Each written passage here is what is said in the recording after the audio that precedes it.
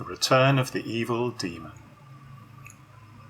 It sounds like the title of a horror movie, and actually it is a bit scary. What I want to do today is follow in the tracks of Descartes and go into his evil demon hypothesis from the first meditation, but really feel it, not just consider it as an intellectual exercise, but as something more, because it connects to my inquiry into the nature of the metaphysical attitude, or what drives human beings to want to do metaphysics, to want to penetrate to the heart of being, as it were, to get the real answer to what everything is. So this piece is only about 1,000 words, so it will take about 6 or 7 minutes to read, and then I will talk a bit about it.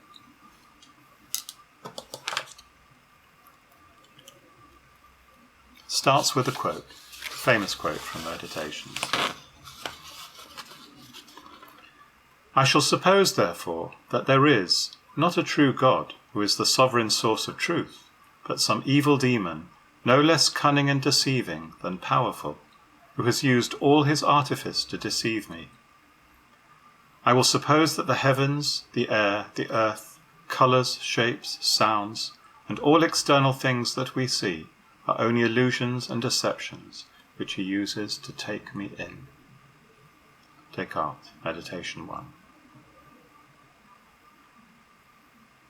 I know that you are playing with me, toying with me. I know that even appearance isn't what it appears to be. The very notion of illusion is a mere illusion. Up is down, right is left, inside is outside, and everything is completely twisted and screwed up in every possible and impossible way. Are you me? Am I you? If not, who the hell are you? Why do you keep bothering me? There's a reason. There must be. There's a reason for everything. I just need to find out what it is. I didn't summon you. You came uninvited.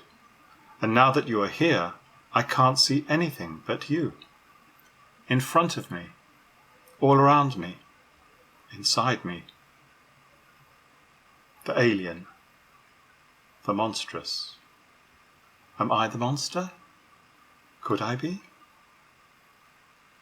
I feel sick to my stomach, sick to my heart, kidneys, liver, lungs, to my brain.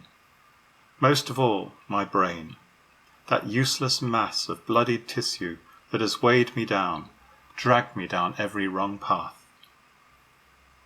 The only remedy is to stop thinking. Close my eyes. Don't look. Try not to feel.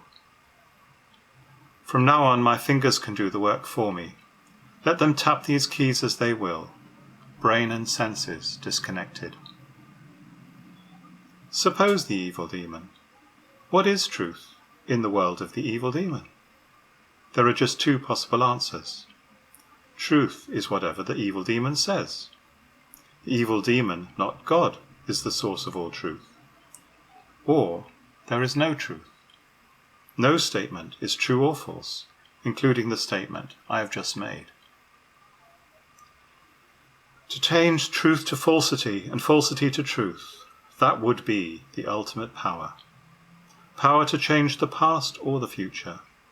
No mere physical power, I'm talking about the power to make any contradiction true just by willing it.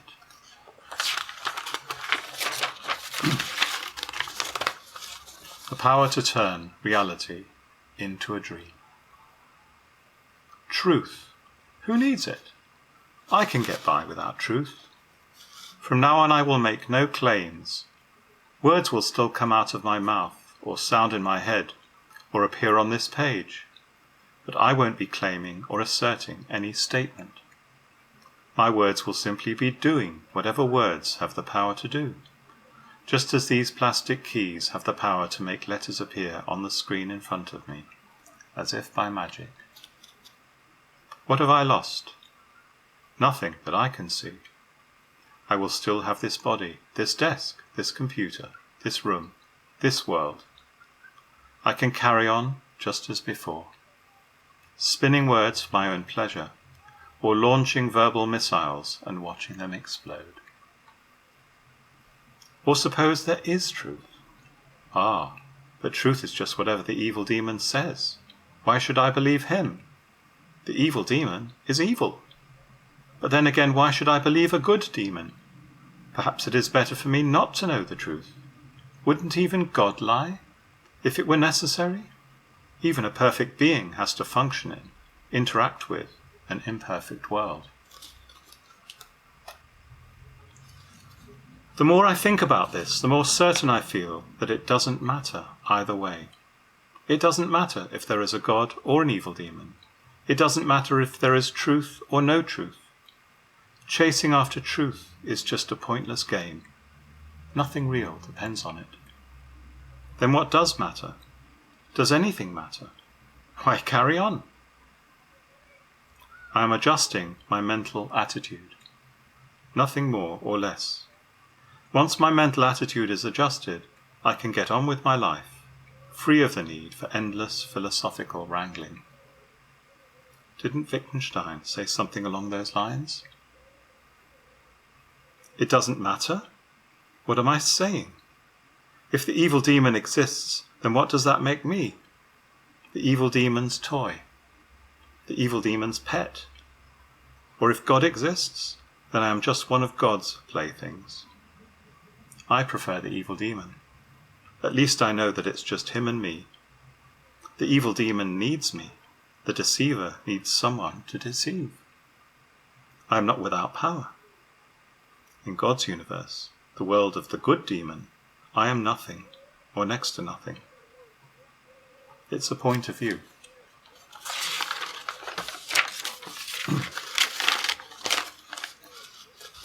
Human beings formed in the suffocating, close confines of a womb, expelled into the world, destined to shrivel and perish and return to dust for a pointless excrescence, unnecessary, ridiculous.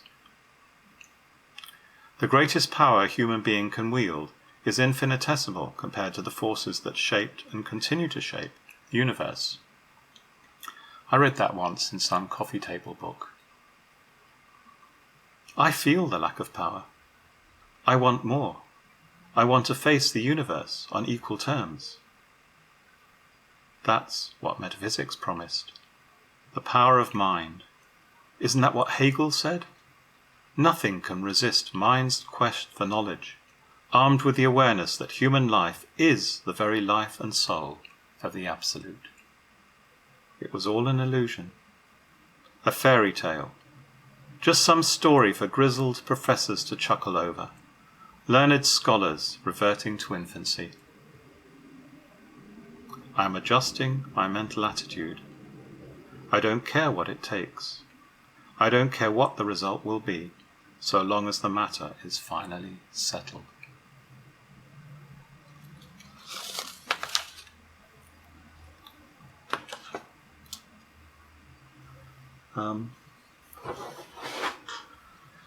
Yeah, you can guess that I feel quite strongly about this issue.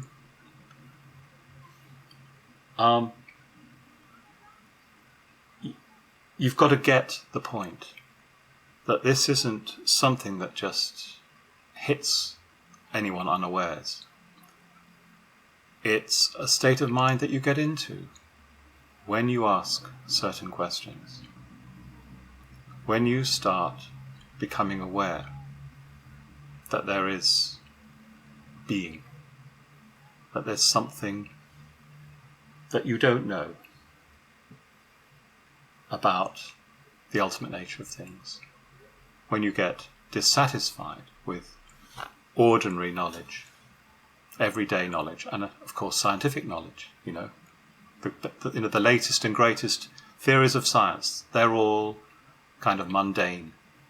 They don't deal with the ultimate. The history of metaphysics is a quest for something more than that.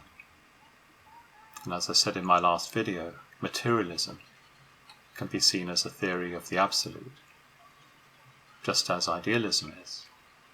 And there's a whole host of other theories that you could go into, and I will at some point.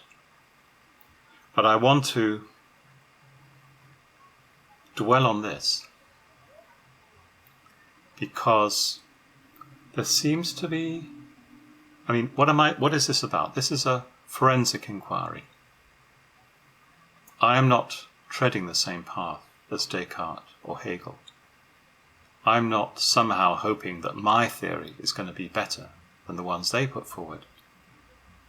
It's a forensic inquiry because I am looking at the metaphysical attitude. I'm looking at whatever it is that motivates this search, this inquiry. Whatever it is that makes us think that there's something to uncover, something we don't know. And I'm not even certain that I'm right about that, I'm not even certain that it is all an illusion. But all the evidence seems to point that way.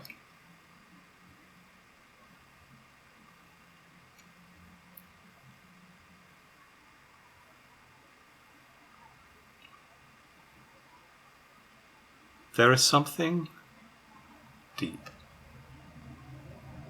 Whether you believe in metaphysics or you reject metaphysics, whether you think there's something there to know, or whether you reject the idea, either way, that would be a deep and interesting knowledge.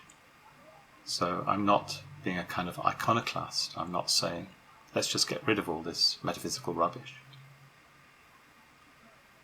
And whatever it is, it's difficult. It will take a lot of effort.